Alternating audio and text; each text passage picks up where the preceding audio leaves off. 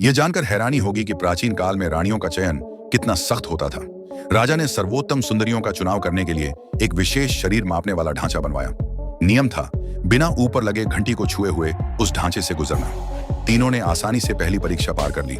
अब राजा को इनमें से एक को महारानी के रूप में चुनना था। लेकिन महल की रानी सिर्फ सुंदर ही नहीं बल्कि साहसी भी होनी चाहिए, यह राजा पहले से तय कर चुके थे। उन्होंने 3 गिलास रेड वाइन मंगवाए और घोषणा की कि इनमें से एक गिलास में जहर है। यह परीक्षा साहस और किस्मत दोनों की होगी, क्योंकि सच्चा शासक वही बन सकता है जो डर से ऊपर उठे। राजा ने तीनों कैदियों को वाइन पीने का आदेश दिया।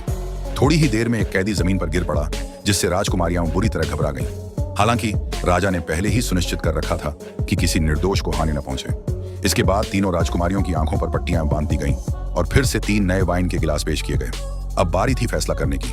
डर के मारे अनाया ने तुरंत प्रतियोगिता से हटने का निर्णय लिया, लेकिन सिया ने बिना हिचकिचाए अपनी भागीदारी जारी रखने का ऐलान कर दिया। मायरा थोड़ी दुविधा में पड़ गई थी। डर तो था, पर हारना भी नहीं चाहती थी, इसलिए उसने भी हार न मानने का निश्चय किया।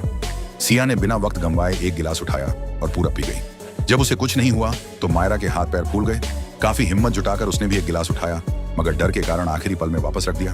इस बीच सिया ने बाकी बचे दोनों गिलास भी एक एक करके पी लिए। दरअसल उसे पहले से अंदाजा था कि वाइन में कोई जहर नहीं है। वह जानती थी कि राजा न्यायप्रिय हैं